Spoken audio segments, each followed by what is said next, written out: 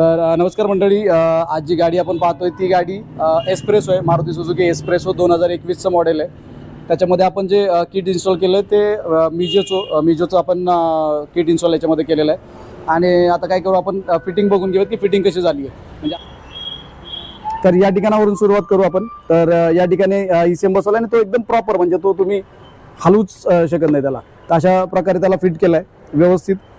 त्याच्यानंतर वायरिंग बद्दल आपण बोलू की वायरिंग बघा, ही आपली वायरिंग आहे। या ठिकाणी सगळी ह्या दोन्ही आपल्या वायरिंग आहे, ती कंपनीची वायर आहे। तर अशा प्रकारची वायरिंग म्हणजे 4 लेअर आपण म्हणू शकतो याला, तर 4 लेअर वायर आपण याच्यामध्ये करतो। या ठिकाणी रिड्युसर बसवला आहे, सोलनाईट वॉल्व, मॅप सेन्सर, हाय प्रेशरची पाईपलाईन, एकदम म्हणजे आखीव व्यवस्थित तिला जिथून जायला पाहिजे अशा प्रकारे तिला घेऊन आखीव पद्धतीने तिला हाय प्रेशरची पाईपलाईन केली आहे। त्याच्यानंतर या ठिकाणी फिलिंग वॉल्व, पाठीमागच्या बाजूला खाली जर आपल्याला दिसत असेल तर या ठिकाणी आपण इंजेक्टर बसवले, त्याच्यासाठी प्रॉपर ब्रॅकेट बनवलं आहे, म्हणजे तो एकदम स्टेडी टाईट बसला एकदम व्यवस्थित पाठीमागच्या बाजूला। या ठिकाणावरून थोडंसं दिसतंय। तर अशा प्रकारे पाठीमागं इंजेक्टर रेल पण लागली आहे। ECM झाला, वायरिंग झाली, त्याच्यानंतर फिलिंग वॉल्व बघितला आपण कसा बसवलाय। कपलर टू कपलर वायरिंग केली आहे। K-सिरीज इंजिन असल्यामुळे K-सिरीजचे कपलर इथं बसतात आणि कपलर टू कपलर वायरिंग झाली आहे। मॅप सेन्सर एकदम सरळ लागलाय, व्यवस्थित सरळ। वायरिंग बद्दल परत एकदा, वायरिंग आपली जी इंजेक्टरकडे जाणारी, पेट्रोल इंजेक्टरकडे जाणारी आणि CNG इंजेक्टरकडे जाणारी वायरिंग या ठिकाणी आपल्याला पाहायला मिळते। तर अशा प्रकारे फिटिंग झालेली आहे। इकडे जर आपण बघितलं बॅटरीची वायर सुद्धा, म्हणजे आपण कोणतीही वायर असू द्या एकदम प्रॉपर तिला इन्सुलेट करण्याचा प्रयत्न करत असतो। तर ही आपली बॅटरीची वायर प्रॉपर, म्हणजे कुठल्याही तुम्ही जर कोणती ज्यांच्याकडे गाड्या आहेत CNG फिटिंग, ज्यांच्याकडे ऑलरेडी बाहेरून केलेल्या गाड्या आहेत, त्यांनी त्यांचं एकदा बोनेट उघडून बघा आणि आपली फिटिंग बघा, तुमच्या लगेच लक्षात येईल प्रॉपर वायरिंग म्हणजे काय असते, प्रॉपर पायपिंग काय असते, म्हणजे तिला कुठेही मध्ये येणार नाही। म्हणजे गाडीच्या इंजिन बे मध्ये गाडीची सर्व्हिसिंग करताना किंवा दुसरं काही काम करत असताना आपला कोणताही पार्ट गाडीच्या कामाच्या मध्ये येणार नाही।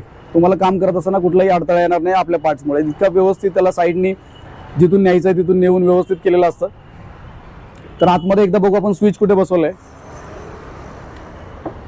तर या ठिकाणी आपण तिला स्विच बसवलाय, हा स्विच आहे, चालू करून बघू आपण एकदा। तर हा मिजोचा स्विच आहे।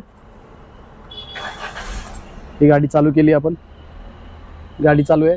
आता तरी चेक इंजिन लाईट गाडीमध्ये कुठल्याही प्रकारची चेक इंजिन लाईट येत नाहीये, पण भविष्यात चेक इंजिन लाईट येते, येऊ शकते म्हणजे। आणि ह्याच्यावर आपण एक वेगळा व्हिडिओ बनवणार आहे की चेक इंजिन लाईट काय येते आणि त्याचे काही तोटे तर नाही येत ना। तर या प्रकारे आपण तिचं हे करणार आहे।